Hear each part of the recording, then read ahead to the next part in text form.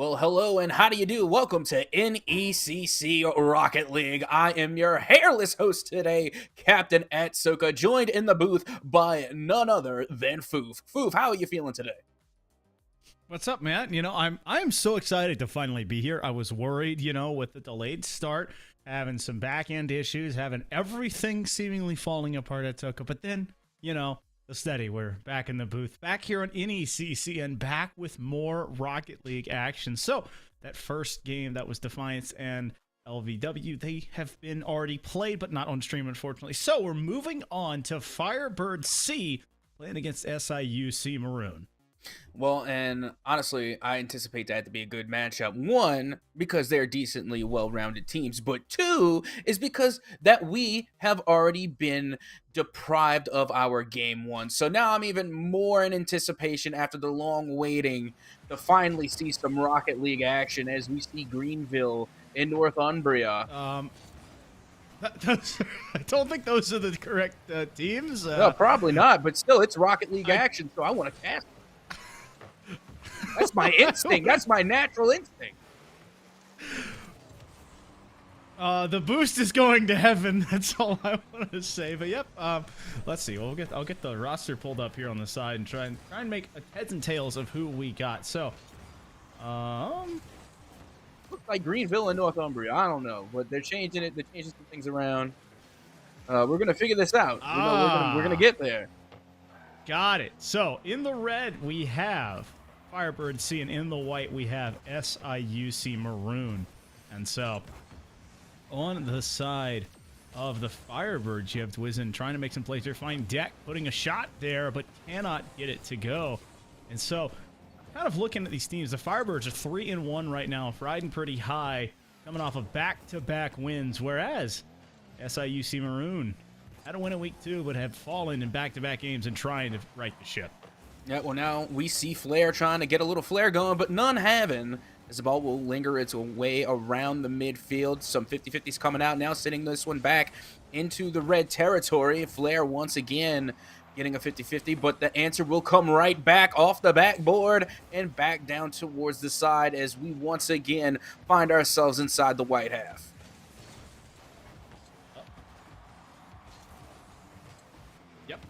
And so Flair rolling towards it here, the ball in the corner, trying to find a touch there is Deck, but a good 50 there keeps it just outside of the goalie box. Deck here, I like some ideas that they're trying to put together at Soko, but they're falling apart. They're missing the nails and the screws to hold everything together, and no, he misses it once. Yeah, I'm starting to think like that missing the screws thing that you were mentioning could possibly be contagious, because we saw the miss come through on the defensive side of things, and then somehow the viral contagion of whiff managed to find its way onto the side of SIUC. So you can see it right there as we still have those two big buttery bagels on the board, 0-0, where definitely there should be at least one. Well, see, maybe they're already missing the screws this way. They have it's all screws and none of the boards and other building materials. But yeah, right at midway, and we're really where we started. No goals, a lot of pressure being traded, but not a lot of consistency right now, as both teams are still in the game one phase of trying to feel each other out, trying to find a way, and there have been opportunities, they just have to capitalize. And that's really what it's all about. You can dribble and do these great solo mechanics all the livelong day, but yet if you're not finding the back of the net, it's all for naught, because guess what? We're not giving points for style here. This isn't a freestyle contest. I am. This is NEC. Well, you are, but is getting style points from you going to get me into the championships? I don't think so. We're here to get the dub. We got to get points and goals on the board, and so far, neither team has been able to find the back of the net. Well, 95 seconds left to play, and Deck wins a 50 there. Numasense putting it off the backboard. A slow roller. That's a bad touch, but a save coming out at the last second, keeping it away. And so, Lurk in his own corner, trying to find it, but Dwizen, again, with a big shutdown. And, looking at SIUC, they have a lot of O's in their names, like a little bit of a run there for, it's Lolo Folo. Oh, okay, Nomo. Okay. Nomancy. Able to get that one to go through. I'm trying to read these names. Yeah, I'm just gonna call this No. I'm thinking it's No Mince, but I like No. No sounds according to pronunciation. Yeah, I like it. And then not to mention you got the shot coming in from the Lolo. So the Lolo coming in low to get the shot over to Nomo, don't you know? But now here comes the follow-up touch. The kickoff is underway, but it's good and gravy because now finally we have a 1-goal lead in favor of SIUC as once again we see Carthage trying to get the rebuttal down from the midfield, and that demo play nearly got the job done, but it was saved and cleared away by none other than Lolo Fovo. Lolo Folo was low for show as that one was there. Dwizen has a slow play here, needs to keep it high, but a dunk coming through is denied by Lolo again. So, ball in the corner. Flair looking to win a 50, but it is dunked over them. That was Finnick versus Finnick, so just wait room. It's Deck pushing it past Lurk. The ball at midfield, but No-No's there looking for Lolo, and so the ball rocketing towards this maroon corner. It's now bouncing off the backboards. The Firebirds trying to bend but not break, but they still need to find their first goal of the series if they want to equalize. Yep, and if they only got 10 seconds to do it, so if they're going to try and figure something out, they're going to have to do it now, but that double commit isn't going to get the job done. Deck now with an opportunity, but the 50 will come out, and the save will go all the way back downfield and nearly finish with a goal on that. But game number 1 is going to go to SIUC Maroon. SIUC standing that test there, and they were the 1-3 team. They were the underdog here at Soka, and so it was up to them to set the tempo, and at the end of the day, they do just that. But in their own way, they also showed a lot of vulnerabilities for themselves and the other team. So it's about finding that balance, and now getting past it, knowing what you're doing and what your other team's doing, and game 2, getting it all together in that mixing pot.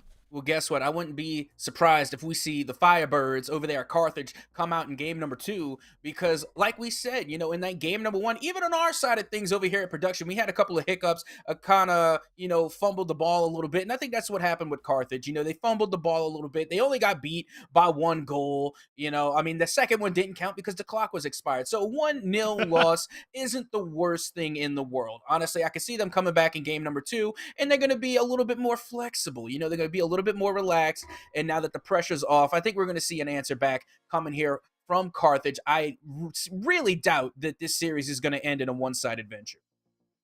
Well, I mean, it would be incredibly, I mean, just looking at this, so it would be very confusing if you're looking at it from a statistical point. This is a 3-1 team going against a 1-3 team, and SIUC hadn't won a match. Not a series, a match in the past 2 games. And so this is their first win in 6 games. And so that is a big stepping stone for them. They're looking to carry it towards getting this, I don't want to say this series, but pushing it towards at least a game 5. Well, you see, that's the beauty about it, though. Once you start going down and you're kind of in a drought where you haven't able to win a match, you know, you really have something to prove going on to the next one. So they have a lot of ambition behind them. They got cause and they got reason to really step their game up here. So that's really the extra factor on top of things. But now here comes Lurk putting one on target. And once again, SIUC will get on the board first. Southern Illinois making their plays as that's a near post touch. Both defenders there, but not high enough. 17 seconds off the board, and SIUC up in front. And once again, as they are carrying on the momentum from the previous game to this one, yes, indeed. And No says no to that shot coming from Flair. What a save to get that one away from the crossbar. And now going back and down to the side, it was Dwizen who tried to get something going there on offense, but simply could not, as now it looks like the ball will be going the other way as the stream heads into some extraterrestrial dimension from whence we could not escape, but eventually will get back to this game here between the Firebirds and SIUC. Yep, just a small detour, you know, past the nebula, making their way around the Milky Way galaxy. But Lolo trying to find one there, can't get it to fall. Now the transitional play, that's a shot all the way towards the backboard. Deck looking for it, but he can't get it to go in the corner. Just a hair too high. A shot coming off it there is Wizen looking for a play. He's got Deck to push it on, but no real contest means the ball finds its way back into the corner. And so, once again, 50s are king, and they are keeping it out of their net as Southern Illinois needs to be careful here as that ball stands at midfield. Yeah, and that's something I was even bringing up last week, you know, talking about the 50-50 plays, how crucial they are. And honestly, some players are just more inept at the 50 plays, like the original OG Fireburner, the 50-50 God, the 90-10. So seeing these 50 plays come out really do make a huge difference, because if you win 3 50-50s in a row, guess what? You're going to have yourself an open net. So it's really important that you get the shots in like Oh! this. Lurk coming in. Guess what? Off of the 50-50, hitting this one into the corner, and then being able to win all against the remaining defender, finding the upper right underneath the crossbar, now making it 2-0 in favor of SIUC. Lurk now 2 for 2 on the game as we sit as SIUC trying to find a way to get back into their winning ways. Catching up to that there, that Finnick could not find the touch flare, waiting for it here, but no. Waiting for it, Flolo with a beautiful demo to try and open up that door. Although playing slow here. He wants to find a flick, but gets bumped by the red Finnick. But Lurk is there trying to find a Hattie. Denied by that red car coming almost out of nowhere as that small thing just streaking up. And that's going to be a shot from the Firebirds, but nothing really coming of it. A demo, though, maybe can start it as that ball finds its way to midfield, but there is no Firebird player there to find an answer. Yeah, what I'm seeing right now coming from Carthage, you know, I'm not really seeing a lot of teamwork here. It just seems like each player is taking a turn, making an attempt to try and get a solo play going. There's not a lot of synergy, but as I say that, it will be Deck coming in off of the touch from Dwinzen to put this one right on in. But once again, like we said, that was coming off of a shot that went down by the wayside, and a good reaction coming from Deck to read that one out the corner and find the back of the net. 2-1 now, still in favor of SIUC. Yep, here at the midway point in the game, and SIUC has a lead. They're trying to extend to it. That's a shot on Lurk with another as that one finds the back. Yeah, and how often do we see this? You know, one team scores a goal, and then literally within the next second or two, the other team scores right back. So that 2-goal cushion really didn't go anywhere for very long. Now with 2 minutes and 22 seconds on the clock, there is a 2-goal differential, so deuces were wild until finally we get the game clock rolling again. Well, got to be slow here as No plays underneath of it. Southern Illinois looking to make a play here, but the Firebirds, Carthage want to find. That's a near post play, but that is denied by that backboard perpetrator. I couldn't even see him. He was outlined there by the crowd. Almost, you know, seemed like an invisible player until he came off the wall. And honestly, those are the best players. Those are the ones you have to look out for. The ones you don't notice until it's time to get noticed. When there's a shot on, a clear, a save, any type of big play, that's when they show up. And that's what makes them so dangerous, because you don't expect them until it's literally too late. But now shots going all around Lurk, trying again to find the board for the third time, but will not, as the ball will find its way back into the SIUC half. And now here comes Lolo Folo, and in this one, a little bit out of the zone, still not out of danger, as Lurk tries to get the 50-50 past the midfield. Now Flair trying to show a little finesse, but not being able to do much with it, as the shot will get saved by Lurk. And they will get the save once again from Lolo Folo to clear this one out. Oh, but a good 50 there from Dwizen keeps it alive. Lurk, though, just being a bully, keeping on top of this ball. A 50 from Flair. That's a 2v2. Dwizen going near post, but he can't find the ball, and he can't go far post now, as that's denied as well. No saying no there to keep it out, and Lolo putting out to midfield. He's got Lurk, and Lurk going off of the side wall. He's got 2 to beat. He's going to play it slow and flick late. Got it over 1, but can't beat Dwizen. Yeah, that was honestly a good play all the way through, but still, you can get past 1, not being able to get past 2, and that's just unfortunate there for SIUC. But when you have this lead, and they're gonna keep it at a 2-goal differential, but when you have this lead, you really don't have to overextend yourself that much. Flair almost broke the stream with that save. Lolo, though, trying to find another one here, a demo from Deck, and it is very dangerous here. No, putting it up the sidewall. Deck catching it, and he's trying to put it back up high. SIUC defending this lead. They have a 2-goal lead and are trying to have a 2-game lead now with 5-4-3. Dwizen puts it up. It's now impossible for this game to end any other way. Just possibly a different score, but it's denied by them. Yes, it was most certainly denied. So is their chances of trying to get a dub here in game number 2. Oh well, GG's, feels bad, man, but what can you say besides it be like that sometimes? And SIUC absolutely popping off this time around. Now has 2 wins on the board to nil. And from what we were saying, this does not look like a 1-3 team to me, because today they are coming out to play. Well, I mean, you look at the scorecard there. They had 8 shots at Soka. 8!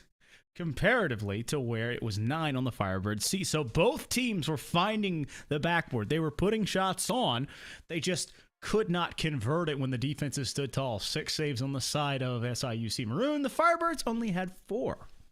Yeah, and again, well, when we look at the shot counts and we look at those statistics and we're checking out, which team is taking the most shots, it's usually the team that maintains the majority of the possession. And if you have the ball the most, chances are you're going to score the most. That's just simplicity Usually right helps. there. Yeah, there's genius in simplicity. That's why they think that I'm a smart fellow when really I'm just, Anyway, as we talking about the next game, going into game number 3, it's really going to be imperative for the Carthage team over there with the Firebirds to really step up their shot count. You even mentioned it just now. They weren't able to keep up with SIUC. They need to take control back. And even to further the point I made earlier, they weren't sharing the sugar. They weren't passing the ball around. They were literally taking a shot and then taking a shot.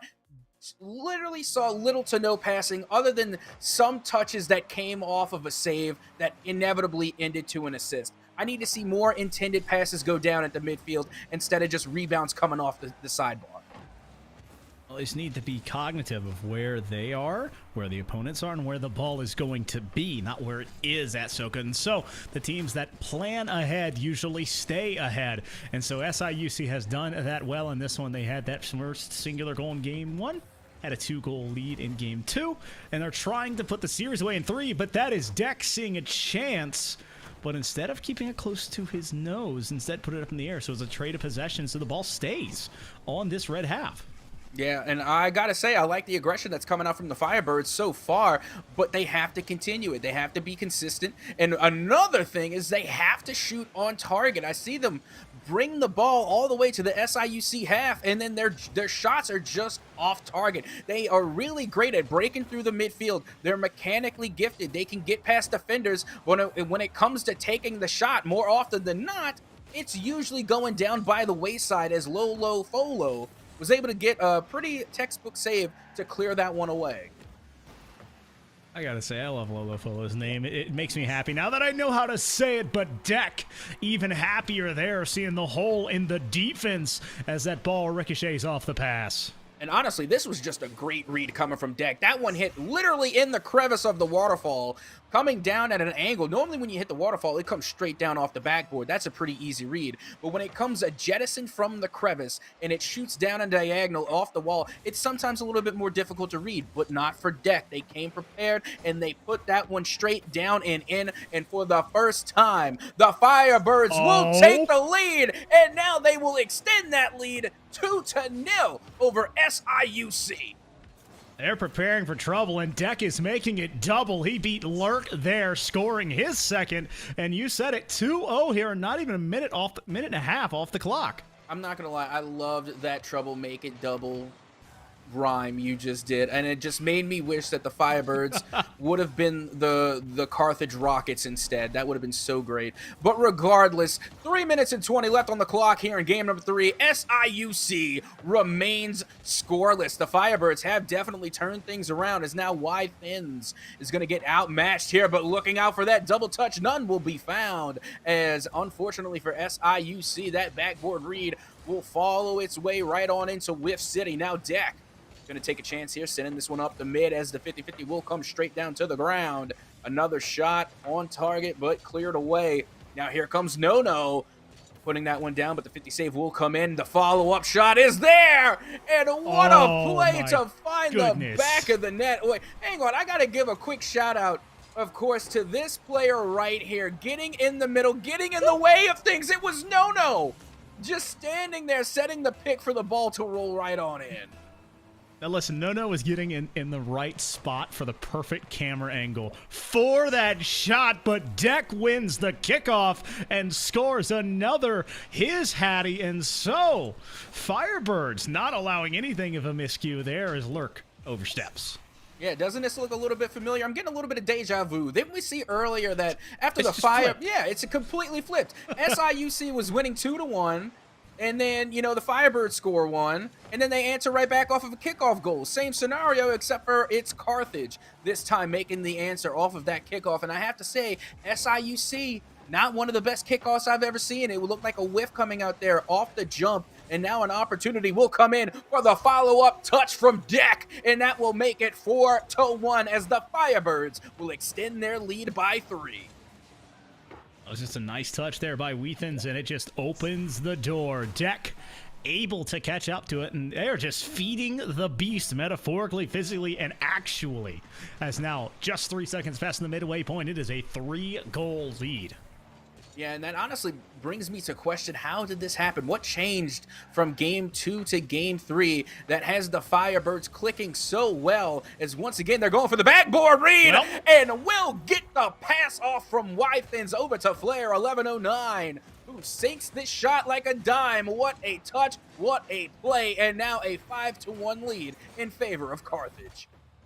Well, you gotta say, such lack of defense is certainly a crime, but it looks like I'm out of time as we're moving on to the next goal, possibly here at Soka, with a 4-goal lead. Firebird C in control right now. Lurk and company, they have been punched in the mouth. They have been knocked down, and they are being run amok here in game number 2. Have to find an answer. Lurk maybe looking for the bump to open the door. I like Lowe's play here. He's got to stay on top of it, though, but Weathens just so stunned there, putting a touch at midfield, pushing it back, and it is just a war of attrition right now.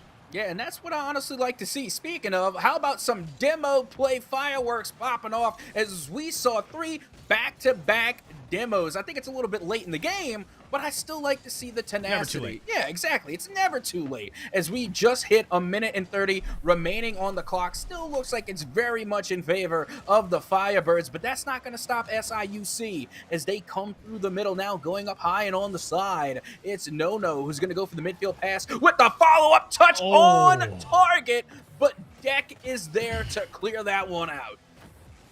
Deck just waiting patiently, standing on the goal line, making sure it rotates at the right time, and stay on top of it, though. But that's 2 cars colliding on the side of SIUC, and that's not what they want to see. This group of Firebirds right now, they are battle-tested, they are battle-hardened, and have a 4-goal lead to defend, as now we're under a minute left to play in game 2.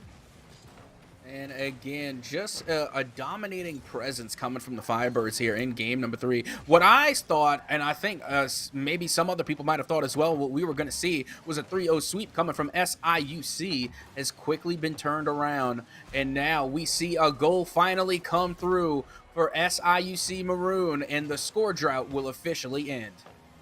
Yep, just a big win there by Nono. And guess what? Nono to Lolo seems to be the the passing plays, and it opens up the door as it's 5-2. Yep, only 32 seconds remaining. Still, you know, very much in favor of the Firebirds. I mean, they're going to have to do some miraculous errors in order to let this game, I think, slip through their fingers. But still, time on the board. It's not impossible, just not probable. And Deck getting the demo on Lolo Folo makes it even more difficult as we approach the final 15 seconds. Now Flair going up high is going to drop this one right back down as we see the 50 coming out from Deck. Once again, going to follow up and get the touch as this will go over in front of the net, but no goal scoring there. And with the final second gone, that will be game number 3 in favor of Carthage. I mean, this is just all offense all the time here for Firebirds. I mean, they just came out and put their stamp on this game and made it theirs at Soka. And so had to play on a little bit on the back foot. Had more shots technically, but it wasn't that conversion ratio that we like to see. And now the offense is firing. They found the back of the net, and they started to get hot at the end there. They most certainly did. And again, it's all about that consistency. Yes, they were able to pull it off here in game number 3, but now they're going to have to pull it off again. It's one thing to just pop off in one game. It's another thing to replicate that type of play style and bring it into the next match, because now SIUC, of course, they're going to get a complete refresh. They're going to get a redo. They're going to start the score back off at 0-0. So it's really going to come down to game number 4, especially since it's still match point for SIUC. Well, now it is match point for them, and they've been answered. And Firebirds, momentum has been wrestled firmly into your talons. Can you hold on to it? Or can you watch helplessly as the team in white continues their domination of games 1 and 2? Game 3 was yours. Game 4, up to be decided. That's Soka. Got any predictions? No, I try not to make any predictions, and I say, Come on! well, no, hang on. I say this all the time is because, yes, I I have a bald brain. I have a bald head here, but it's not a crystal ball. You understand? There's no predictions coming out here. I know there's a lot of similarities between my bald dome and a crystal ball, but no, it's not the same. I'm not going to make any predictions because making those type of predictions is what's gotten me the nickname Captain Caster's Curse. So I'm just going to stay away from it, and I'm going to let the players decide their own future. How about that? Let the players play, and situations are always situational. You never know what's going through these players' mind. And so, game number 4, the first 15 seconds have kind of fallen around. And it's been all on SIUC's half. Deck looking for it here. He wins the touch. He's going to win the lead. Not even 30 seconds in. Yeah, and this is going to be huge for the Firebirds, as once again they're the first to score here. Keep in mind, they were the first to score in the previous game, and they ended up running the mill on SIUC. So being able to continue that momentum from the previous game to this one is going to be monumental for the morale of the Firebirds. An interesting play here. Weethan's able to get the touch. No, looking for a ball there. Lolo answering up. Pushing it across the net here, but no real pressure right now. No, sees an opportunity, but he's a bit too high. That's a hard place to get when you're a bit too quick to a ball and you go over it. And so Lolo and company going to be kicking themselves, wanting that one back, and this is cleared by Deck all the way onto their half. Yeah, but the rebuttal quickly coming through from Deck and company is now this one will go on target, and I think that was an opportunity to be saved and cleared away. But correct me if I'm wrong, it looked like one of the defenders were coming off the wall just a little bit too quickly, and they definitely overread that ball. Now a 2-0 lead for the Firebirds.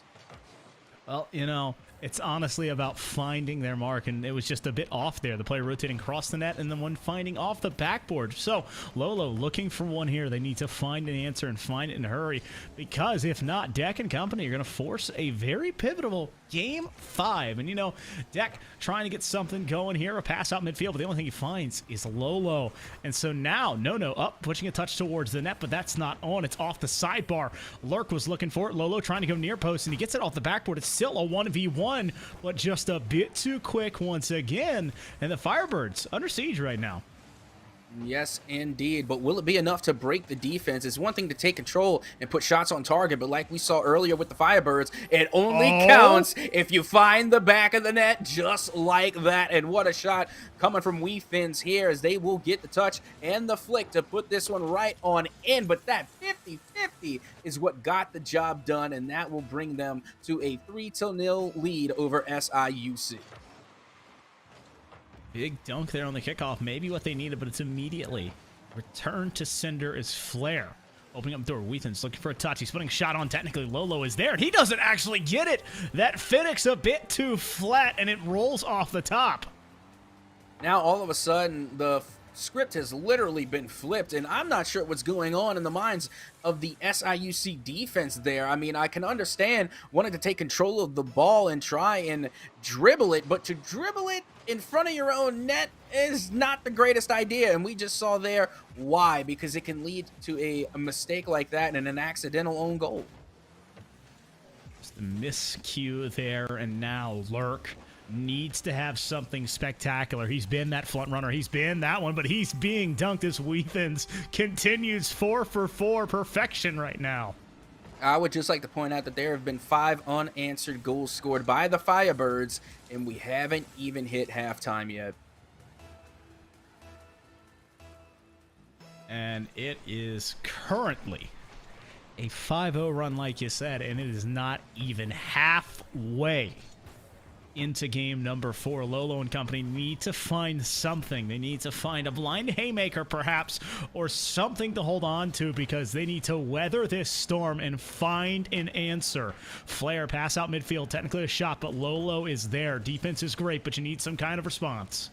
And nothing doing there for the Firebirds is, they're sitting comfortably on 5 goals. So I don't really think they need to push the issue too much, as we still have just over 2 minutes left to go. And now the possession once again going in favor of the Firebirds, as the follow-up touch will come through, but nothing doing there. It's going to get cleared out back towards the midfield. And unfortunately for SIUC, we just cannot see them develop an offense yet. And so, with that lack of offense being built, you need to find a way to get it started earlier.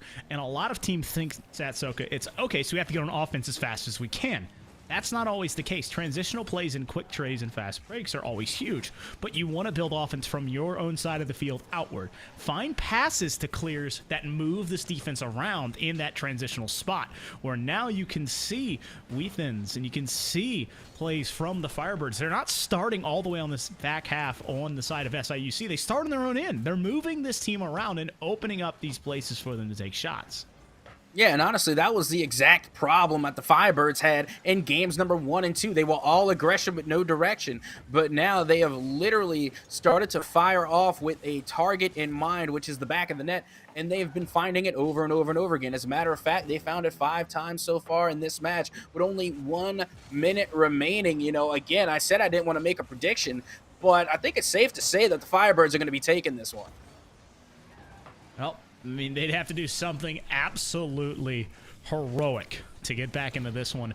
Down big, down a lot, with a little bit of time left. Not even a minute, not even a fifth of the entire game on that scoreboard left. And now the ball just sitting in front deck, trying to win it here. That ball's up again, and Lolo clearing it out. And this offensive powerhouse that we saw from SIUC has just been stifled. They've been stymied every single time.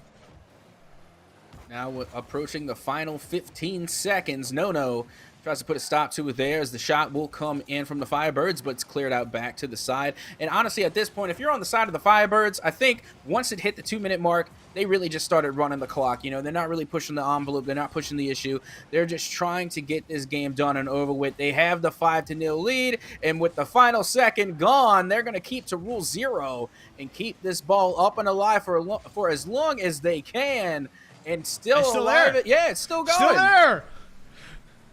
All right, a soft touch here as it keeps it high. I love the idea. Weathen's putting out the backboard. Maybe we keep it high. No, it pinches between them somehow. But Firebirds take this one. And captain, it's game 5. You know what that means? What's that mean? The shades. Oh, the shades. Oh. Come out. Oh, man. Because, ladies and gentlemen, it is game 5. Series on the line. Both teams fighting their way here, but now we're on the precipice of possibly a reverse sweep from the side of Firebird C. SIUC came out and put a strong foot forward, but can they finish? It's up to both of these teams to kind of relearn and get ready for what should be an awesome game 5. It really should be, but the way it's been going, it's been really one-sided, unfortunately. And then with that being said, the first 2 games that fell in favor of SIUC were a little one-sided themselves, especially when you look at the statistics as far as ball possession goes and the shot count. But we really haven't seen a close game between these 2 yet, which is honestly odd to say, considering that we're headed to our way into a game 5. Like, the series scoreline is as close as it can be, but when we're getting into the individual matches, it's always been one-sided so far. Yeah, it's been that wave of momentum, finding the answers and then looking at trying to hold on to it as long as they can. And so with both of these teams, it's about being able to make the shots matter. Firebirds, they've done it enough. They've found a way to stop the offense, building this midfield trap and challenging a lot and making SIUC find those long overarching clears that they have to chase behind and use a lot of boost to catch up to. SIUC, they did a great job of doing a lot of that in the first 2 games, but over-relied on the dump and chase that has hurt them in these last 2. Well, no matter who wins it here, it will be the decider on who's going to take the entire series. One game left to go, and it is game number 5. And already we can see the Firebirds starting off with some heavy pressure on the offensive side of things. They won the kickoff, and now they're going to carry it all the way to a follow-up shot, but the whiff will come in. No shot being had there as this ball will find its way back down and towards the side into the corner of SIUC. And the 50-50 game is just ever ongoing, but with that demo on Lurk, it could create an opportunity as Deck once again is going to go high and on the side, looking for a flippery doodah flip reset, but will not get it. Going to have to go back to the training pack and learn that one just one more again, as now the shot will go in, coming from none other than Weathins. You know, has to learn that one again, but Lurk got caught sleeping near post. It goes off his car. No cheats near post as well, so there's no one far post. That back door's wide open, and the Firebirds continue now to stay ahead.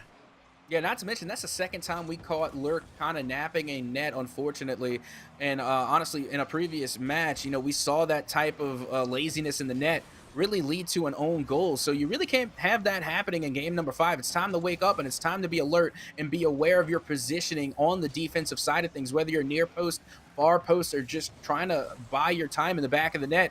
When that shot comes in, you have got to be ready on the thumbsticks.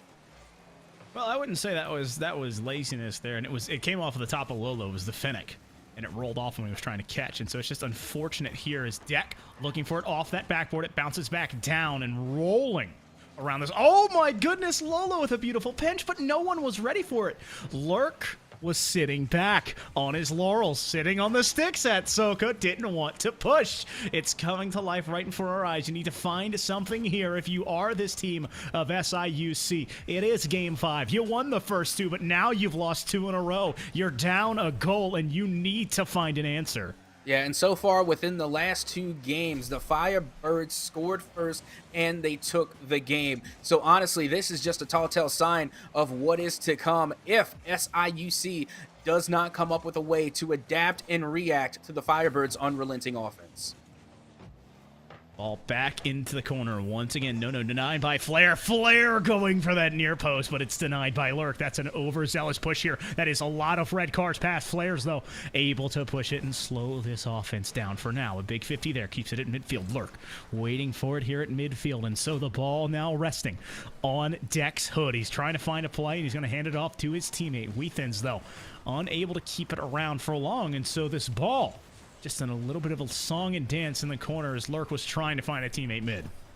Yeah, and a great clear coming out from the Firebirds, giving themselves a little breathing room, but not for long, as the touch and the shot will come in, but it's Wythins to get the save and clear that one away, as now the ball will find its way back into SIUC territory, but it's no-no. But get the demo on Deck here, but now a follow-up demolition on Lolo is going to stir some things up defensively, and somehow, some way, no play has yet to be made. A miscommunication, a breakdown in the smoke screen, and then a team bump turned what should have been a breakaway 2-on-1 possession. Now it's a double commit, but no wins it. And so, pandemonium ensuing right now is SIUC scrambling to try and find their answer. Lolo staying on top of here, but a big dunk from Flair keeps it at midfield. No, putting a shot on, but it's denied immediately by Deck. And so Weathins into the corner. Once again he goes. He's trying to hunt for the demo, but Lolo staying out of the way. And so tactical fakes coming through. Fakes, not mistakes, as the ball resting on this white half, and a ball back off the backboard again. Yeah, honestly, it just looks like SIUC is playing really nervous. It might be the Game 5 jitters getting to them, because so far they have been really hesitant. They've been overthinking the plays. They've been even a little bit too polite to their own teammates. Instead of opting out to actually go and touch the ball, they wait for their teammate to try and go get it. Somebody has got to make connection and get these clears out, get these shots on target, or else within this last remaining 50 seconds, you could be looking at a reverse sweep. They're already staring down the barrel of a reverse sweep if they do not find a goal, and they need it quickly as the offense is unrelenting. That's going off of a white car. That's going to be saved for now, but they are on the goal line. They are desperate, but Weathins, seeing through the smoke and mirrors, extends the lead. I was nearly certain that was looking like another own goal, which is disappointing to see come from SIUC because, again, it's not the first time we've seen it. Now we're chalking this up to the second or third time that SIUC was caught in their own net and unfortunately not reacting quick enough to put the ball away from their own net. And it has led yet again to another goal in favor of the Firebirds, who now hold that 2-goal cushion with only 20 seconds remaining. No, trying to go up and get a shot here, but it will be Wheathins who will get the save and clear it away. I felt like that freeze frame there, that looked like an awesome Rocket League poster with the two Octanes smacking the ball in front of the net. But no, Lurk able to find one here. And so, with 10 ticks left, Game 5 in the series on the line, it's still up for grabs. Yeah, it definitely is. But again, that's a tall order to fill. The kickoff here will mean everything, and it will fall in favor of the Firebirds. But that follow-up touch could have been what they needed, is now with only 2 and 1 remaining. Deck. Let's get the consolation goal to take home on the road. It's going to be the follow-up touch coming from Deck to find the back of the net. Don't mind me. I'm just watching them put the nail in the coffin, as that is another goal to give them a 2-goal lead. The Firebirds completing the reverse sweep. SIUC looks so hot coming out of the gate, but instead the Firebirds coming out and playing tall, making it matter, and do it in 5.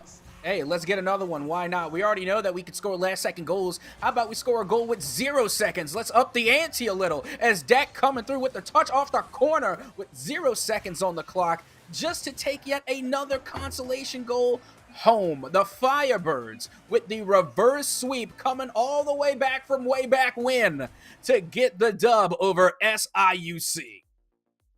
That's a big win here for Firebirds. They move to 4-1. They keep the winning ways. They now make it 3 in a row, and had to sweat this one out a little bit here, going all the way to 5 and having to reverse sweep. But SIUC, coming from back-to-back weeks where they didn't have a single win at Soka, almost take it in 3 and then go the entire distance. So a lot of positives and a lot of great Rocket League played here.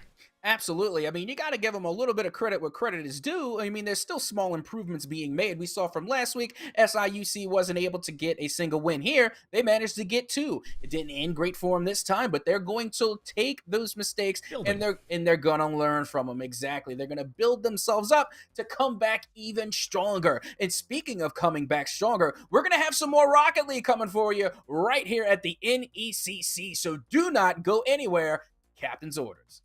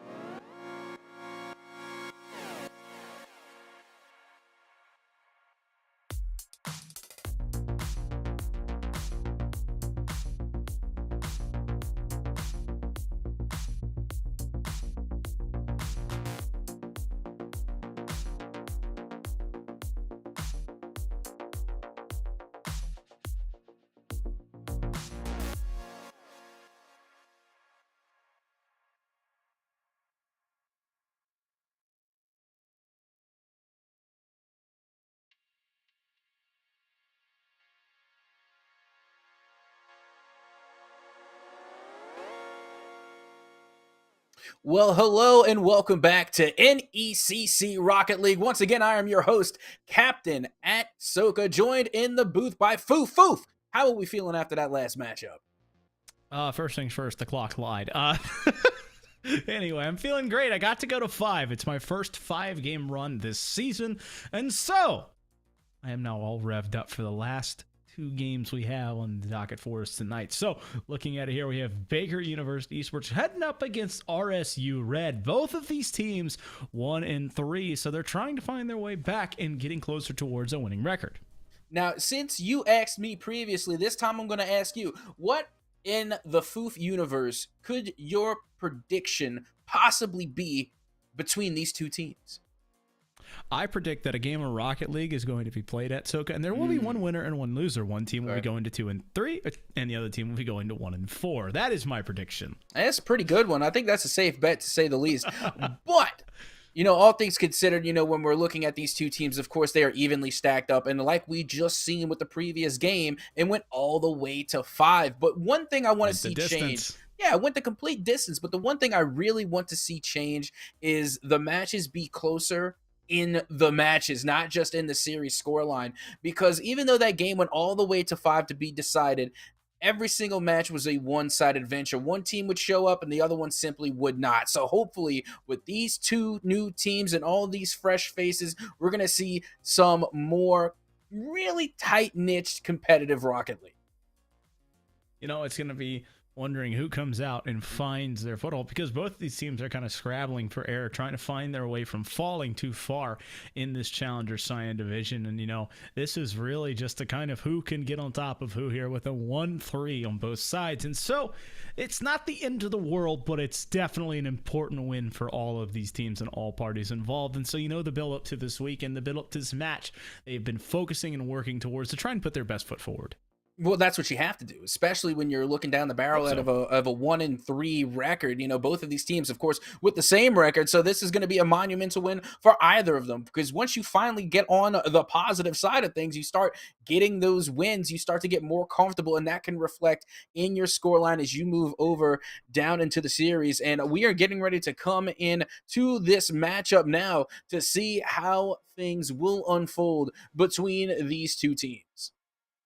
Well, it's really going to be huge. You need to find a way to get started. I think the most important thing is who finds their way to get going first. This is either good offensive clears or good defensive stands or building that midfield trap. And so it is important here to find that answer and find it early. Yep. Well, honestly, this isn't going to be early, because from what I'm being told is that we're going to be heading into this match around the halfway point. As you can see, we got 3 minutes and 10 on the board and a score tied at 1 apiece. 1 for RSU Red and 1 for Baker University. But let's see how game number 1 will end with the final 3 minutes beginning to go underway.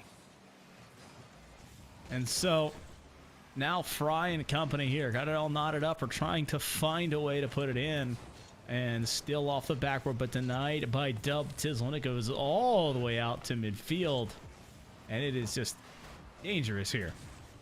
And that's the way we like it. Dangerous. That's the thrilling anticipation of what is going to happen next as we approach halftime here. Both teams still tied at 1.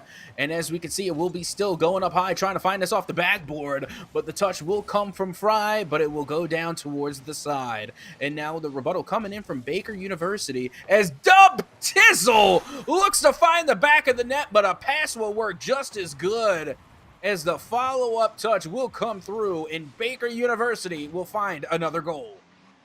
KMBC9 sees it the whole way, set it up to his teammate, and then it got 1-2-1 back to him, and he knew he had to knock it in. So, 2-1 here with 2 minutes and 16 seconds left. Yep, right now looking good for Baker University, especially in game number 1. You want to set the tone for the rest of the series, as KMBC9 is going to get that touch to send it out to the corner. Now here comes Dub Tizzle putting the shot on, but it will be still to get the save, and now put this one back into Baker U territory. Looking to get the bump there off the wall, but did not, as the ball will find its way back into RSU territory. Slow roller there. Tizzle looking for a teammate here. It's putting it down. Trying to find his teammate, but unable to get there. KMBC9 ready for it here. He's on the sidewall, but slow to it. It rolls away at midfield, so Dub Tizzle beat there on the ball, so it stalls at midfield. Fry climbing the ladder, but 50'd very hard by KMDC9. That's an open nut. Still trying to get towards it, but it was not there in time, and so it's just a possession which is turned away. Dubs is looking for a shot. He's got the redirect. That's another one going in, and I think I've seen that one before. Yeah, that one looked really, really good. But you know what else looks good? How about a 2-goal cushion coming from Baker U now, being able to find themselves at the midfield? And I got to say, it's the passing plays coming out from They were saving Baker for the stream. Yeah, Baker University is just looking oh so good. And honestly, their domination of the midfield is really contributing to this 2-goal lead that they have managed to muster against RSU Red. But now, with just a short time remaining in this matchup, it's going to be on RSU to somehow come up with 2 goals. Well, you got to come up with one for anything else, and so, trying to find it there. A 50 from Dub keeps it around. And Cumby Boy looking for a pass there. It goes to Dub Tizzle, and he's putting it back towards that midfield. It's in the mix right now. Still didn't get a clear shot coming on, so Fry had to find the save, and so the ball needing to be cleared, and it's still floating around the net. Dub Tizzle denied by Benito, and so it finds its way into the corner. Thankfully for this RSU Red team, and they have some control. They have a touch going up high, still can't get to it, and Fry can't find it either. Benito denied by Cumby Boy, and so it goes into the corner. Yeah, I really don't know what else you could do on that play, but hold the phone. The follow-up touch will come through, but it's a little bit too much of a slow roller, and finally, RSU is getting with the program. The demos and the bump plays are coming out in spades, but unfortunately, it may be too little, too late. Yep, only 16 seconds left to play. Still bumps the door. Gets another one open there, but it is cleared immediately by Cumby, and so it goes all the way to midfield. Fry trying to find a way here. Pass, midfield. He's got Benito, but Benito's just a bit too far ahead, and so the clock looking to hit 0. More of a formality at this point, and Baker able to take game 1. Yeah, we didn't get to see the very first takes of action there in that game. So we didn't really even get to see RSU's goal, because when we came in, it was all tied at 1. So I don't know what type of offensive strategy they were even going for. But with that being said, they did not bring that same strategy into the later half of that game, as once we hit halftime, it was mostly one-sided. And unfortunately, going for RSU, it did not fall in their favor, but hopefully they'll be able to turn things around in game number 2 and give us a little closer game than they did in game number 1.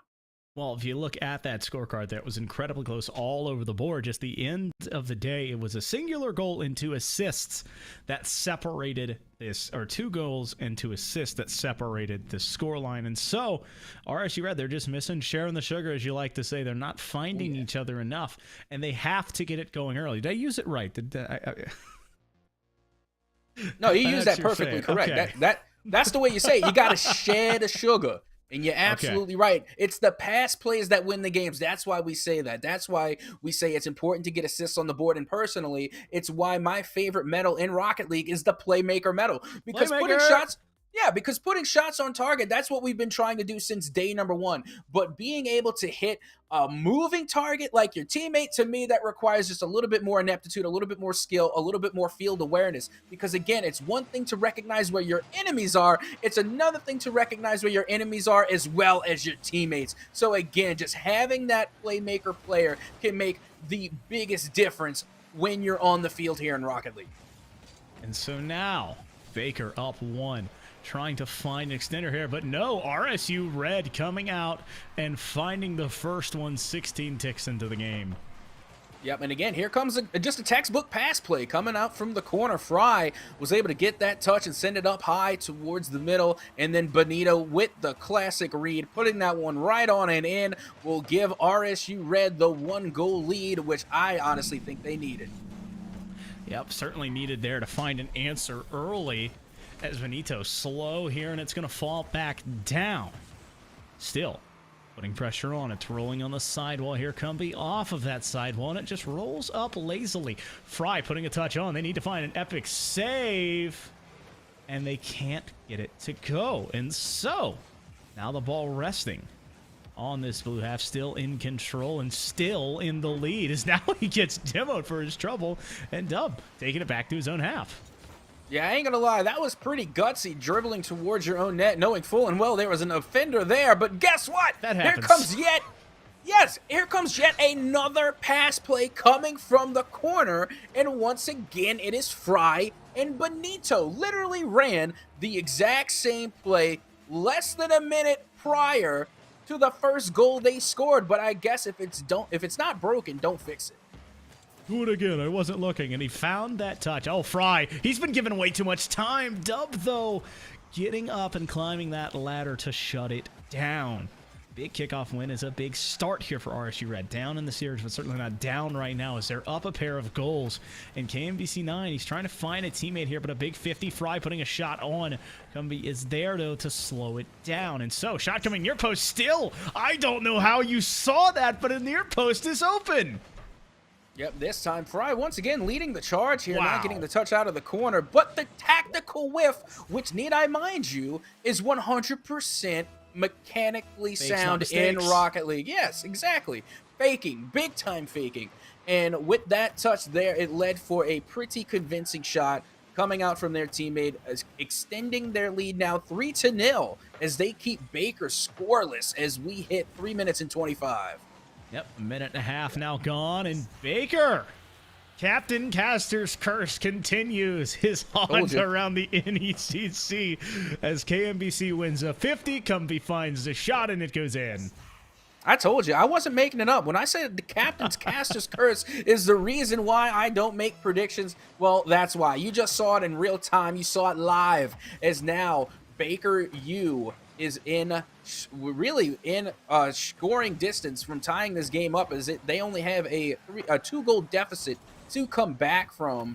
And now RSU is going to be sending this one back towards the mid as KMBC 9 News is going to take this one out to the side, but still trying to get the swish and flick, but will not get past a defender. Now going for a demo. Doesn't come up there, but now Cumby Boy with a shot opportunity, but it will fall down to the wayside as that shot was a little bit wide. That's a long clear down the side, and that's going to be trying to redirect was Fry.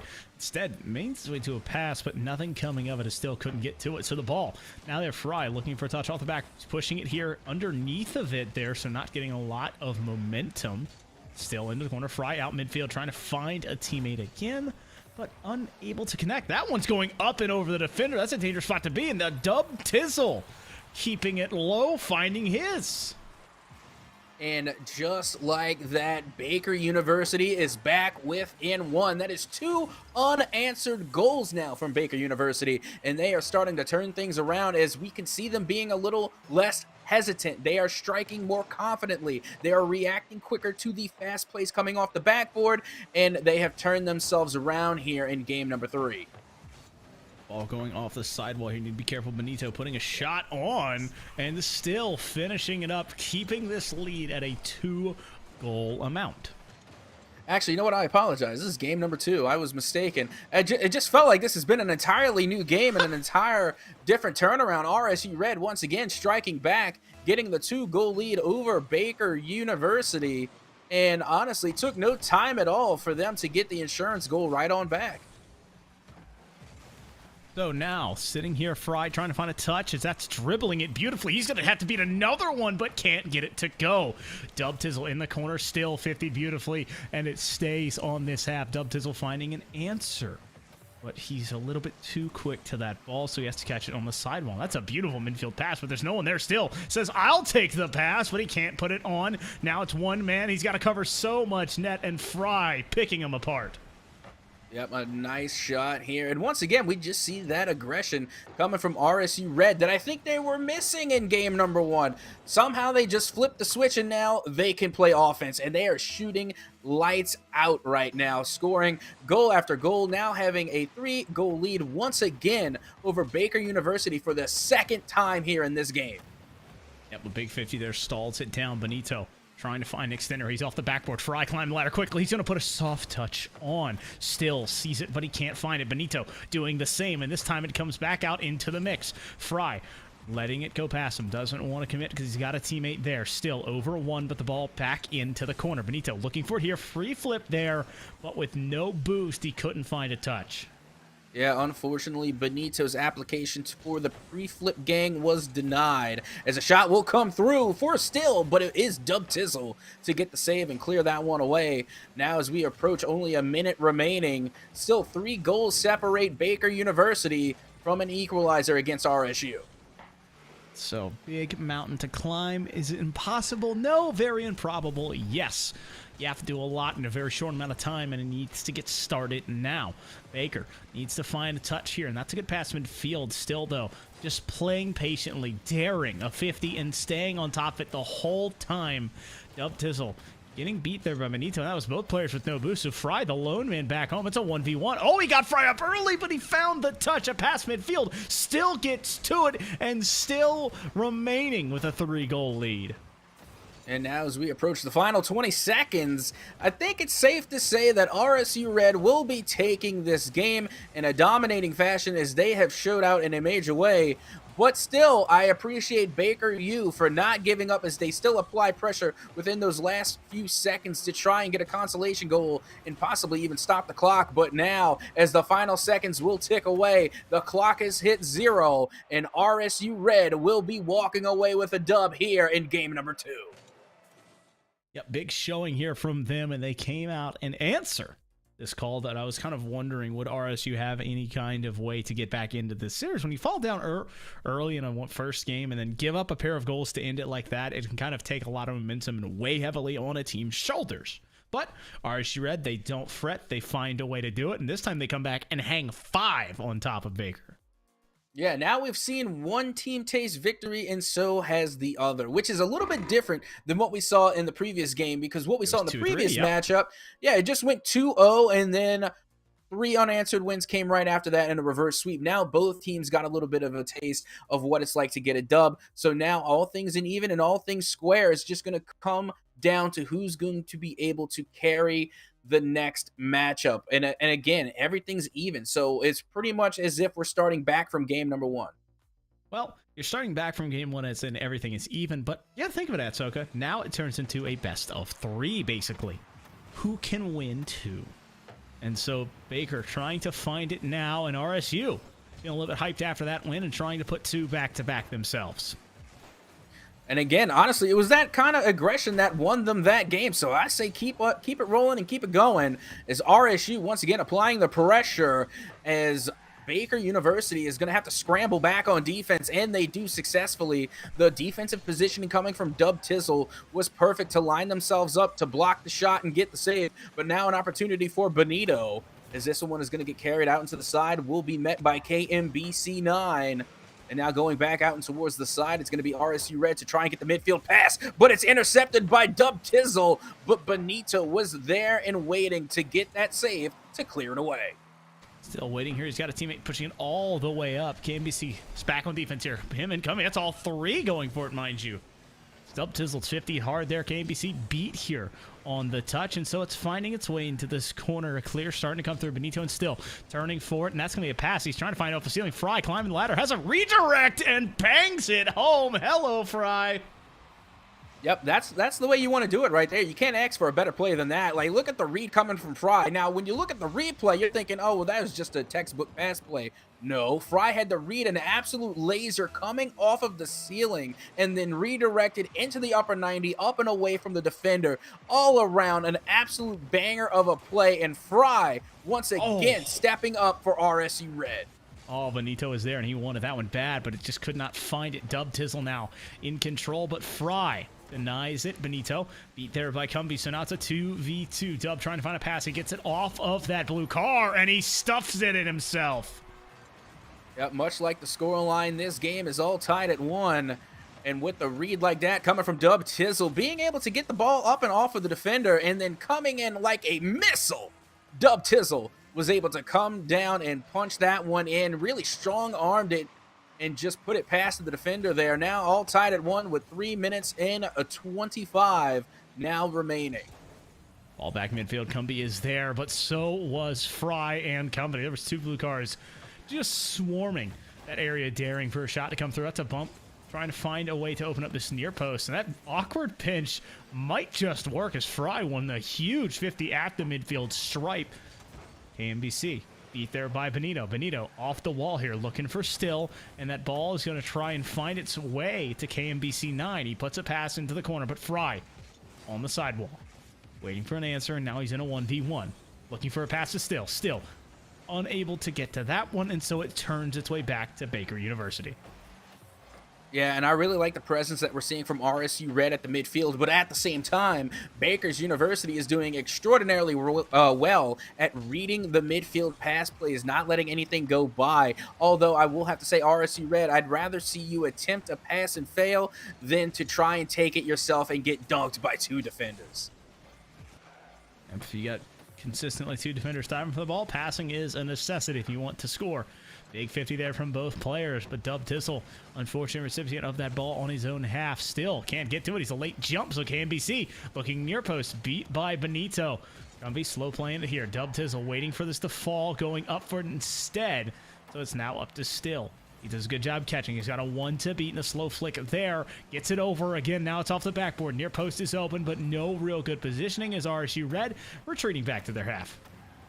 Yeah, now that demo is going to stir things up as the respawn came through, and now all the players from RSU are in the same place at the same time. But here comes the rebuttal from RSU. Benito is going to be going up high and out the corner, but they will be beat. Still is still in the midfield and has a read.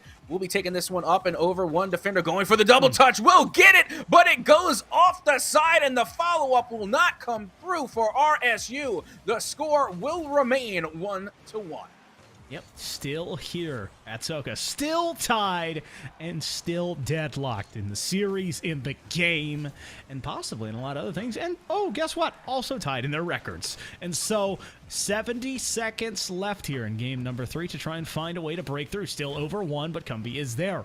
That slows it down on the outside of that goalie's box once again. Fry and company with a big-time slowdown right now. We've seen changes of pace, but not quite like this, because now both teams have kind of taken a reprieve here and aren't looking for the quick plays. They're trying to be in control. They're trying to win these touches, and that's a big win there. Fry with a 1v1. It's a slow flick high. It goes off the backboard, though, and no follow-up.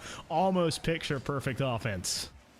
Yeah, that was just a little bit too much spinach on that flick. It was too strong and went up too high and found the crossbar, which, as we often like to say, is the best defender in Rocket League. Fry.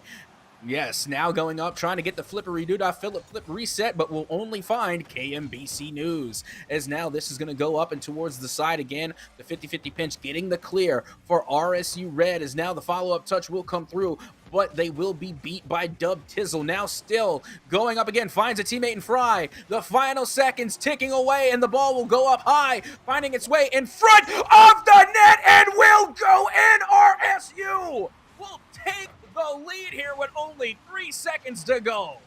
It sounds like Ahsoka's gone down the hallway, but Still found a dish, and unfortunately, it goes off of the nose of Dub Tizzle, and this is where Baker is kicking themselves. They had the defensive stand, they had the plays, but an unfortunate touch will spell a 2-1 lead as RSU Red now putting it down and taking a 2-1 series lead. I'm sorry, but that last second goal just threw me up and over the moon. What a play. I did not see that one coming. And Fry with the well-deserved MVP medal being, and oh, what the, you, I don't even know. I don't even know what facial expression I made, because I was not paying attention. My eyes were focused, deadlocked in on that last play. Oh my word. What a shot coming in from RSU. And now they will go up in the series 2-1.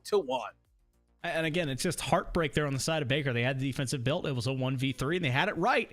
It just ricocheted off of their nose. And so that own goal there in the end gives up a lead. It gives up a game. And possibly, if they're not careful, could end up giving up a series. But now they have to kind of shake it off, as a blonde singer once said. And so you just need to figure it all out and get it back ahead of yourselves. You got it there. Thank you. Yeah, honestly... Yeah, there's not much else that you can do, unfortunately. You're really going to have to go into the next game with a new mindset. You're going to, again, like you said, shake it off. But with that being said, the momentum going in the favor of RSU. That goal and that win is going to be huge. So you're going to have to stifle that flame if you're going to be going in with Baker University. Going into the next game, again, match point in favor of RSU. If Baker U goes down here, it will be the game, it will be the set, and it will be the match for RSU. Well, you know, it's just about, do you want to be in this situation? And I know some athletes, this is where they play their best at. So go backs against the walls. They understand, hey, win or lose. It's a kind of different. Or lose by 1, lose by 2. They're just going to try and throw everything at the wall. Where some teams like, put it on me. I want to be the player that helps us win and come back. And right now, Baker needs to see if they can find that person, that group, perhaps, and make this effort to come back into this series.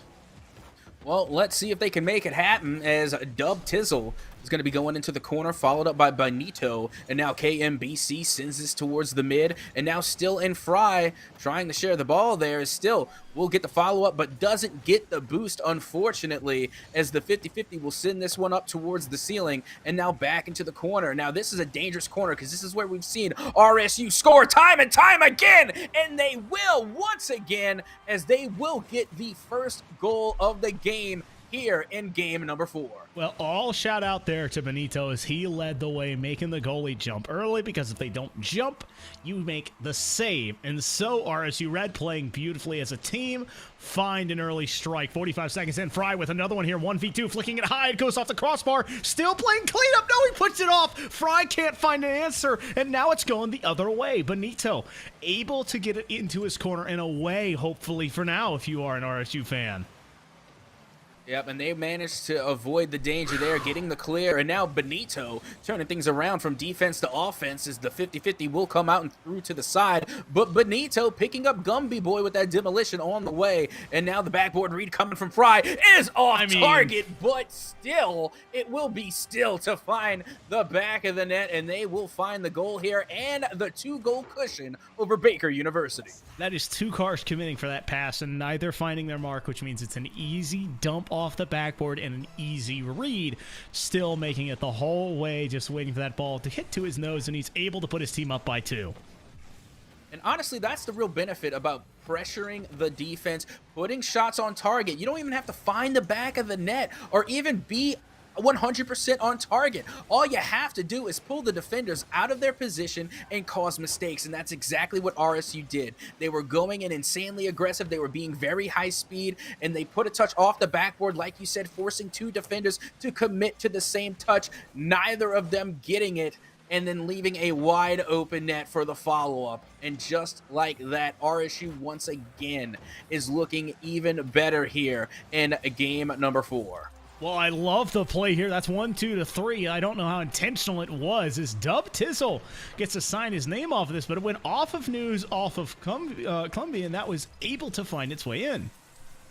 Yeah, that's how the Captain Caster's Curse works. You just say something, and then somehow the Rocket League Lords just make it happen. Calculated or not, whether it was luck or just insane amount of pressure that led to that goal, it's still a goal. 1-2 now. Still in favor of RSU Red, but at least Baker University is back within striking distance. Yep, a slow play there as KMBC kept it low. Still, that's a interesting strategy, to say the least there. Coming out of the side of Baker is putting 2 cars on the ball as Fry, slow play there off the sidewall. He's just got time to burn and trying to be smart here.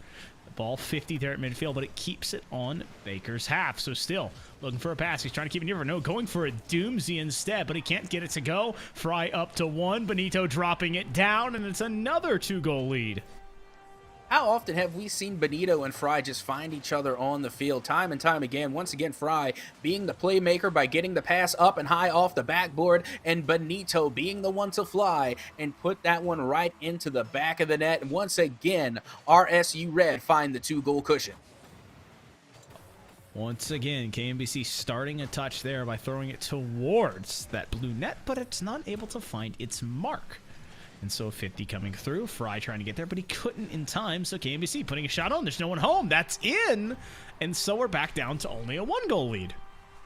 Yeah, how does the saying go? Easy come, easy go.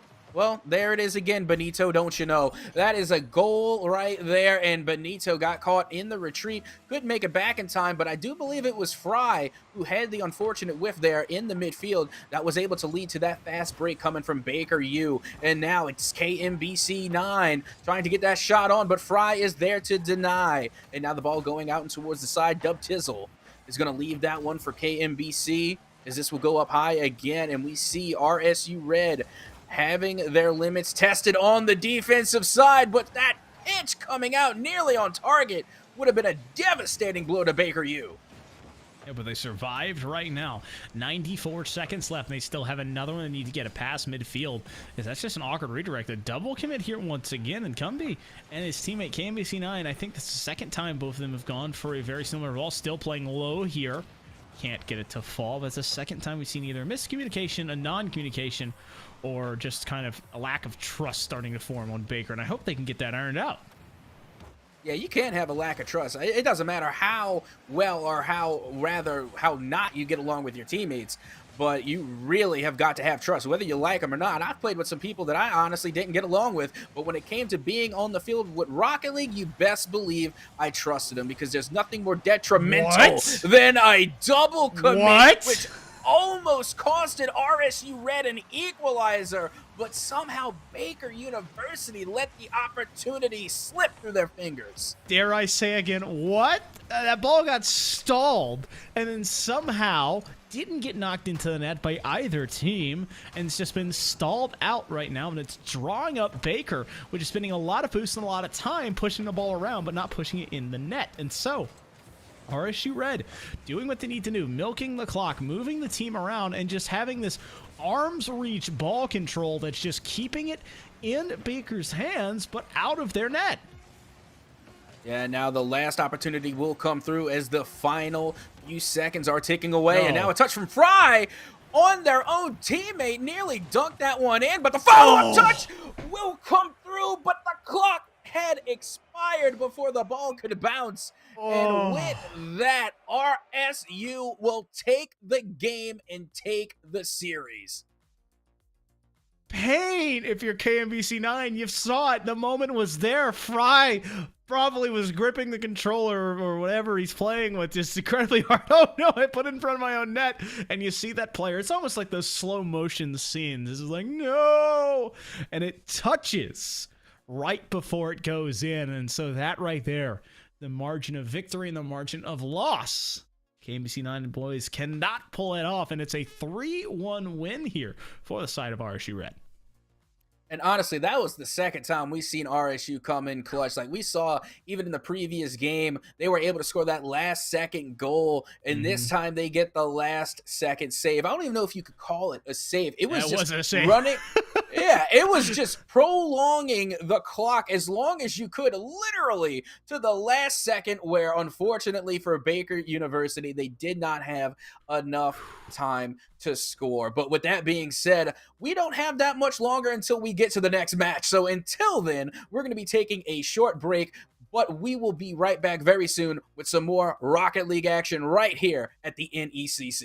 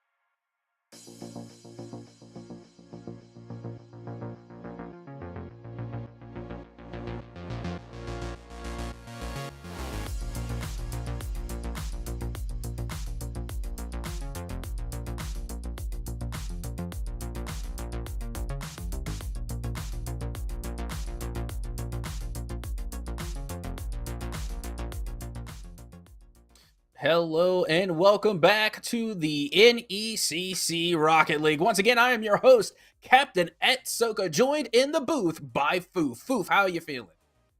What's up, boss man? We've had two try to go to distance. The first one did. The second one went to 4. And now we sit at our last series of the night. We have UMass Amherst White going against Springfield College Pride. UMass sitting at 3-2, whereas Springfield, they're 1-3. And so we have another, once again, tale of two highs. One team that's got a winning record right now and one that's trying to make its way up. Will the old stay the old, or will the new rise up and possibly break into that almost 500 record?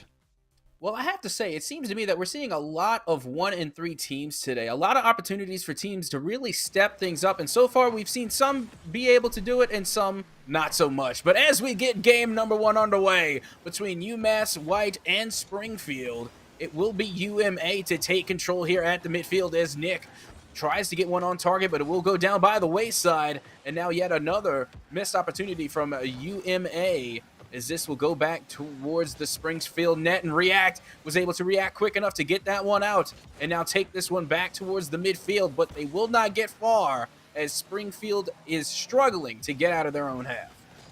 Yeah, but they're still hemmed in. UMass trying to find it there, but a 50 from isolation means it's cleared all the way out. React playing slow here on the sidewall, waiting for a mistouch. He's going to have an opportunity. It goes off the backboard, maybe, and it just falls away. That one was there, but they could not find the touch, and so the first minute passes here with both teams having opportunities and not being able to collect. Which is honestly a little uncharacteristic, based upon the matches that we've seen so far. So I'm not used to seeing a 0-0 scoreline last more than a minute so far, just because of the games we've been seeing have been absolute shootouts. But it's a nice little change of pace, and this is normally what we're used to. Seeing game number 1 be more slow-paced, both teams trying to feel each other out and get an idea of what their play styles are. So no big surprise so far that we're seeing this 0-0 scoreline, but once again, whoever scores that first goal is going to have the momentum leading into this matchup. Slow touch there, the ball falling down. In Discord playing slow here, trying to find a shot, putting a touch towards it. React is there, clearing it all the way across the field. Demo coming through, but that opens the door for possibly a shot, but the defender's still there. Springfield trying to find some control here. UMass trying to do the same as well, but it still stands on this UMass White side to clear all the way out, but it's not for long as isolation returns to Cinder. Dank waiting here for a touch. It's going to bounce off the backboard and go the opposite way, and React applying in kind and putting that pressure back onto this UMass team. Yeah, again, those two big buttery bagels, but I will have to say, it seems like UMass White is going for a lot more nuttery buttery plays like that one, trying to get that backboard read, but not able to get the touch.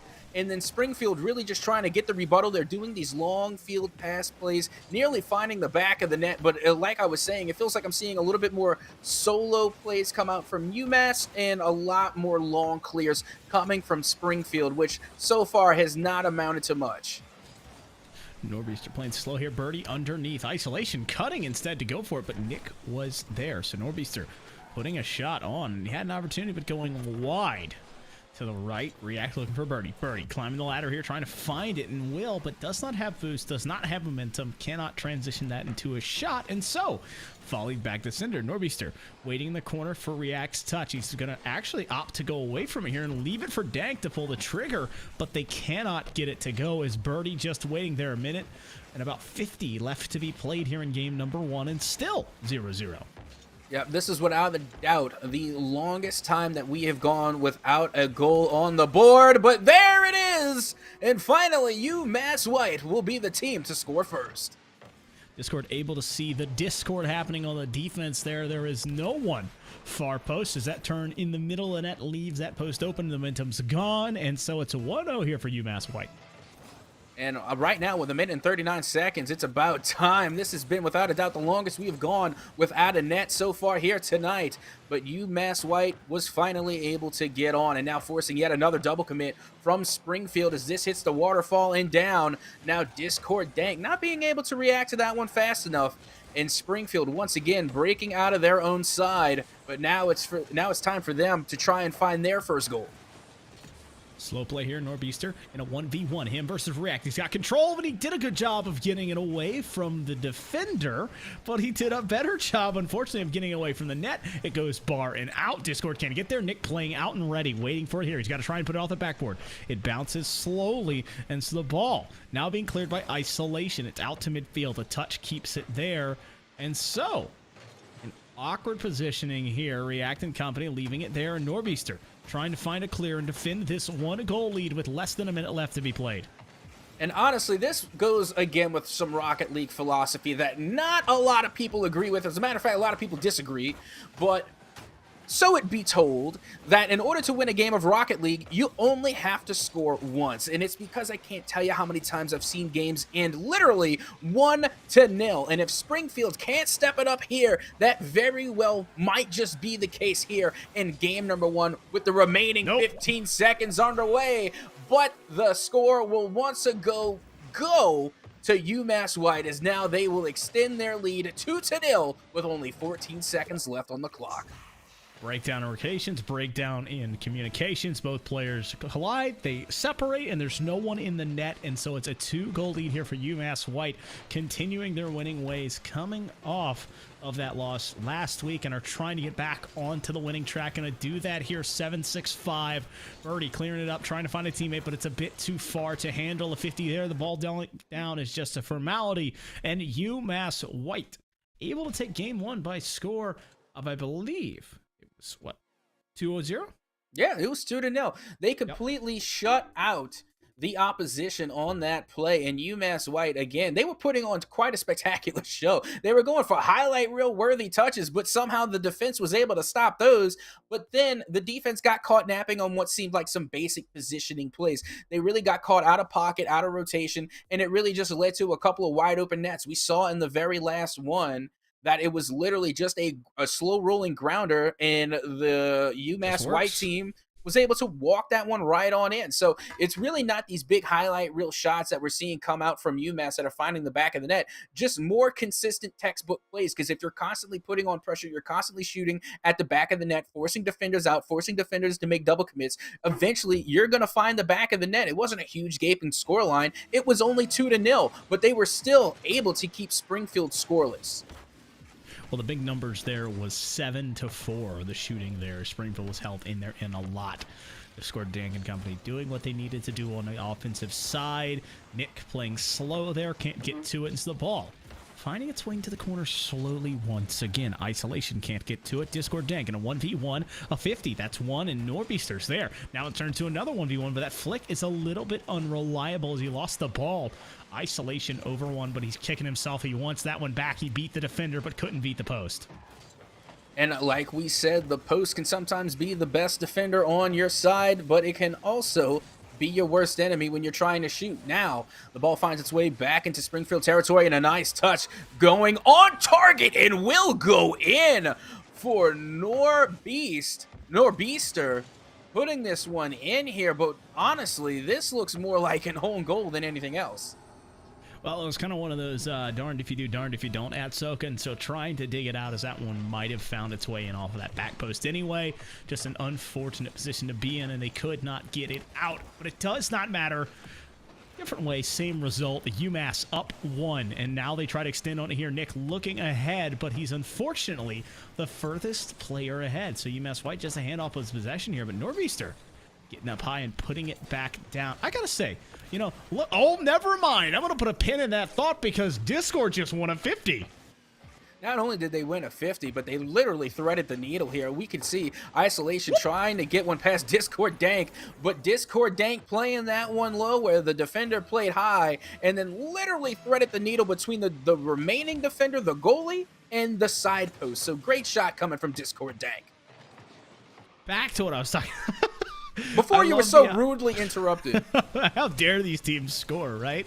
No, I just love the actual really good cohesion of the G2 away and the FaZe Clan away. These white, red, and black decals look so good together being on the same Like, same team. I love it. But now, all that really matters is it's a 2-goal lead. Those two cars have combined to find a way to get their team up again. And so, UMass White trying to find it there, and Nick had the pass, but no teammate in the vicinity to take that shot. Yep, and another shot coming through for Norbeaster, finding the back of the net yet again, this time on the solo play, getting one up and over past the defender into the corner, and then follows this one up with a wicked angle from out the corner and dabbing on the defense. UMass White now leads 3-0. Now up by 3, like you said, and it's less than 2 minutes taken off the clock. They're putting more on. They're going to be up by 4 as Nick just puts a dunk on, finds another goal, and continues to help this lead grow. Yeah, and we've already talked about before how pivotal the 50-50s are. It's really not just a 50-50, you know, you might win, you might lose. There's really some method to the madness, as we've quoted players like Fireburner, the 50 God, the 90-10. It's a real mechanic and skill that some teams master, some players master, and right now it just seems like UMass White might be one of those 50-50 teams. Yep, it's just kind of putting it all where it needs to be, and they just find ways to contest touches, be it shots, be it passes, or be it clears. Demo coming through there, getting the man, not the ball, and so it's pushed up, but there's a 50 again. Discord winning that one and pushing it towards the net. The clear now going all the way down the field. Nick, the last minute back, has to save it, and does, and so the ball waiting here. Isolation off the backboard twice. A pass there, but denied by Norbeaster. And UMass defending this 4-goal lead beautifully. I'm telling you, how many times does Norbeaster's name end up in the conversation? We were talking about them enough on offense. From my recollection, they are responsible right now for 3 out of the 4 goals, 2 of scoring on their own, 1 being an assist. But now we're seeing Norbeaster show up on the defensive side of things, coming down with yet another epic save, and still 2 minutes left to go. Just a single assist away from a very, very satisfying bicycle on the scorecard, but Nick with a dunk, he can't put it in, so now it turns away. Norbeaster on the sidewall here. It's a beat by isolation, so it got the ball away, but there's no pressure on that ball, so it's just a really slow roller.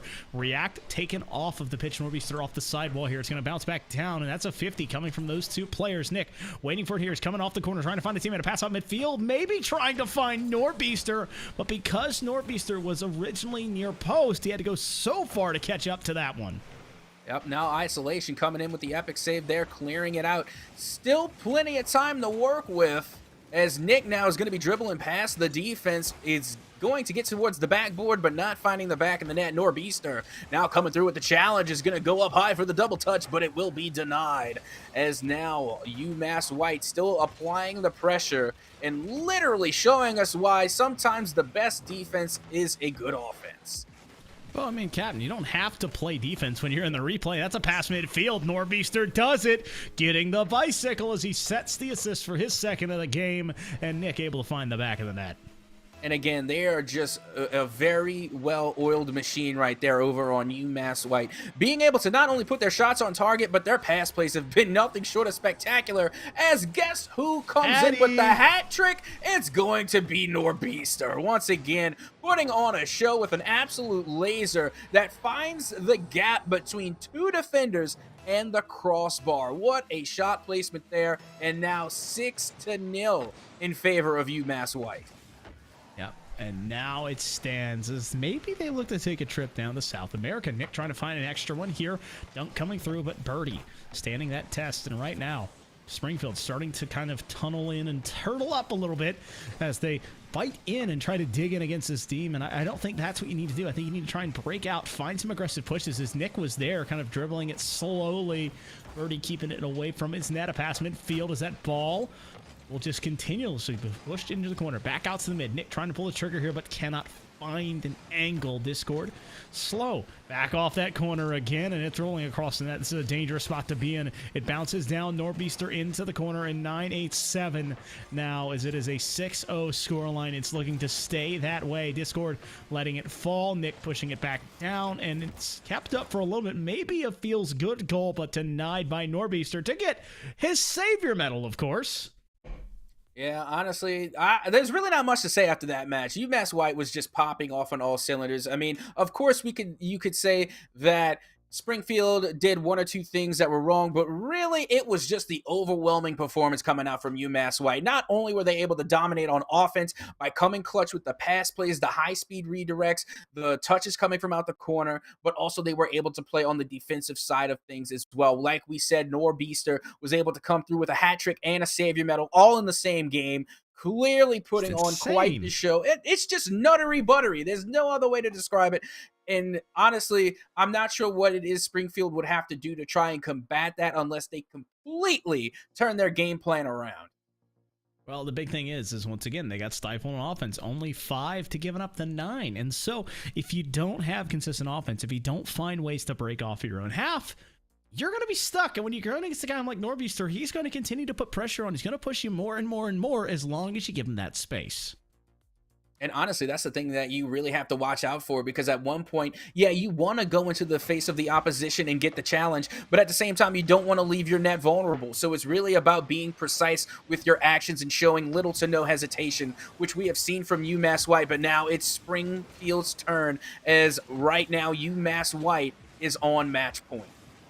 Norbeester keeping control here, getting it over 1, but a very slow save there by Birdie, keeping it out of net. And so an awkward cut there as he's just taking it midfield means it slows down that progression even further. Nick off the backboard, has a teammate in the air, and Norbeester continuing where he left off, getting one here. Yeah, it's almost like we didn't even take a break between the previous game and now, because once again, Nick coming through with the backboard pass. Very speedy, might I add, and a perfect read coming from Norbeester, putting that one down in, and the first goal had been scored within a matter of 33 seconds. 33 seconds off the clock. Another goal possibly going in. He needs to be careful there, and Nick pulls the trigger and finds another. Yeah, honestly, at this point, UMass White just has their foot off the gas, and I don't see Springfield taking it off anytime soon. It's just really just unrelenting momentum in the favor of UMass White. They've rode the wave from the first game all the way now into game number 3. Springfield really need to change things up and figure out the Achilles heel of this UMass team if they want to avoid a 3-0 sweep.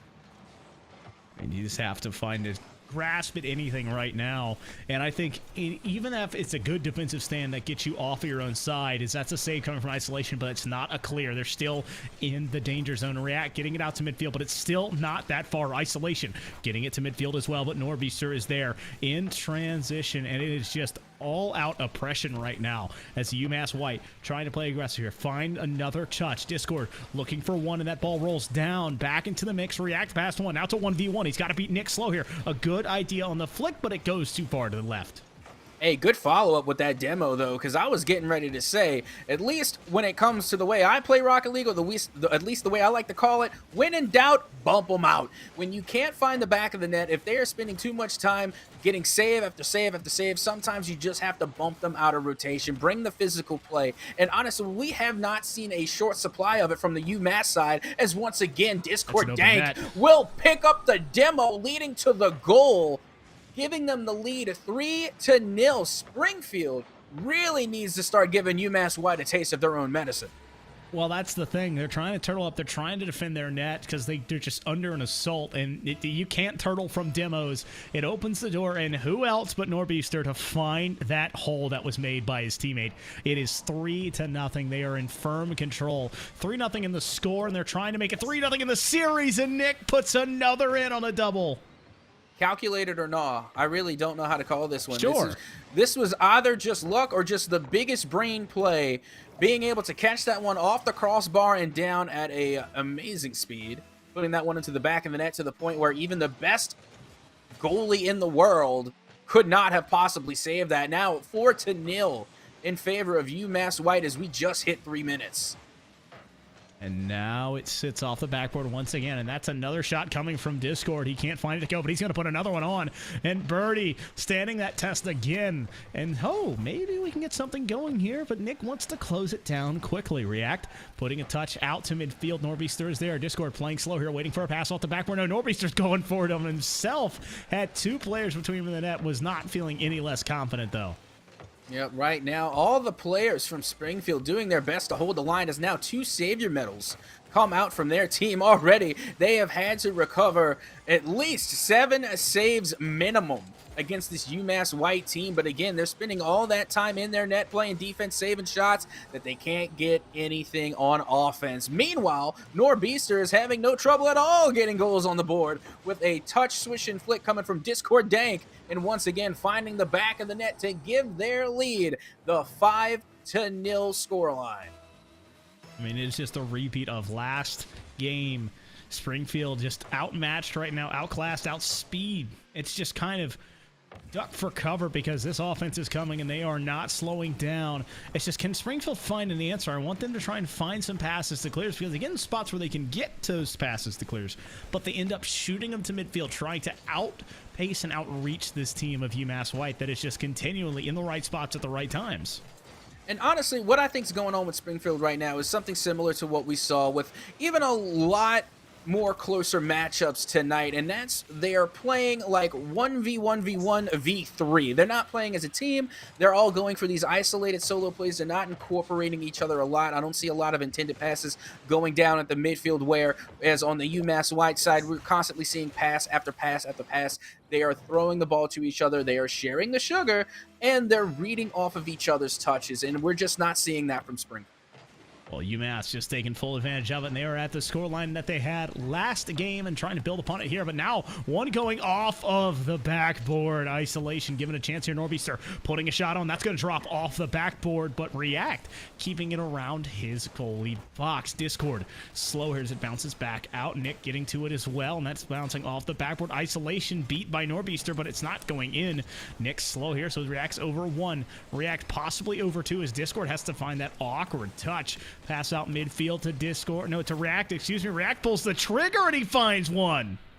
Well, Foof, I think we might be taking that trip to South America like you wanted. Now at a 6-1 scoreline, UMass White is only 1 goal away from getting the Brazil with 1 minute and 6 seconds left to go. We could be very well going there as Springfield finally find their first goal. It's a slow roller there. Isolation off the backboard. It's going to bounce again, but Norbeaster quick to deny. I like the pinch here. That's a change of pace that we haven't seen, but React none ready for that one as it rolls behind him. Norbeaster putting a shot on, and there is no answer for it. Taking a trip. 7-1 here with 52 seconds left. Yep, there it is, the Brazil, the first one we have seen tonight and the first one I've seen in quite some time. But I gotta say, that shot was so close to missing there as it hits the corner. That dreaded corner, it honestly messes up the best of the best. And especially if you're a goalie, I can tell that, you know, you have definitely hit that one more times than possibly can count. But it works in favor for UMass White in that one where it just rolled right up the corner and in. Now officially 7-1 in favor of UMass White with only 35 left to go. And now React getting a Savior medal again on the board for Springfield. I mean, it is not for lack of trying. They're trying to find that 8th goal. Discord and company not letting off, not giving any breathing room. That's a demo coming through. They're going to find it here as that opens the door. Dank able to score. I don't think I've ever felt a demo, but I felt that one. That one just felt so hurtful. Birdie, poor little Birdie, all alone in the net, doing their best to try and be a force in between the shot and the back of the net, but no mercy was shown by UMass White. They now lead 8-1 over Springfield. Need to be slow here. React off of the sidewall here, and Norbeaster able to get that one up. And so Nick and company, they have a 7-goal lead, trying to find an 8-goal lead. Nick is there. He's going to get beat, though, by isolation. Springfield trying to push this one down. Norbeaster keeping it up. The ball rolling up, and React and company might be able to find a feels-good goal, but they can't catch up to it. And UMass White do it in very convincing fashion. Yeah, I got to say, their play style all around was nothing short of perfection. And don't get me wrong, Springfield, I feel like individually they have the talent. They're mechanically gifted. We can see that they can dribble the ball. They know how to control themselves and actually maintain possession. The only problem is I did not see enough teamwork come from their side. Little to no pass plays, and they were literally just taking turns one after the other instead of trying to use each other to break out of their own half. And then UMass White, I mean, what can't you say about their offense, about their defense, their possession game at the midfield, constantly finding each other near the side boost, even to It's even good. get even to get several boost stars over Springfield. I just don't know what else to say. Foof, you got anything after that matchup? I mean, the big thing is it was understanding that they could set the tempo, they could set the pace, and then win out on top of it while staying on it. And so understanding that they were able to stay on top of the Springfield team and not giving them any space when Springfield was trying to find any alley they could to break out of it. Yep, unfortunate. Feels bad, man. But that will be the tale that has been told. GG's to UMass White for taking the 3-0 sweep over Springfield. But with that being said, that's going to wrap things up here at the NECC Rocket League. Foof, do you have any parting words for the folks at home? I just want to say, you see that @ sign over there. Make sure you go check this guy out. I don't think it's actually is it at Soka actually? Yeah, it's at Captain at Soka. At Soka. Follow him. It's you can follow that guy. Content. No, don't follow me. Yeah, follow that guy. Follow him. That's a guy. Make sure you follow here. And this is the secondary channel. Make sure you follow NECC as well, because we have more games, and I don't think I can say it according to Rocket League's terms of services, but we have a ton of games here. Thank you for joining us. We hope you had a great night. My name's Foof. This has been at Soka. This has been NECC, and we'll be catching you later.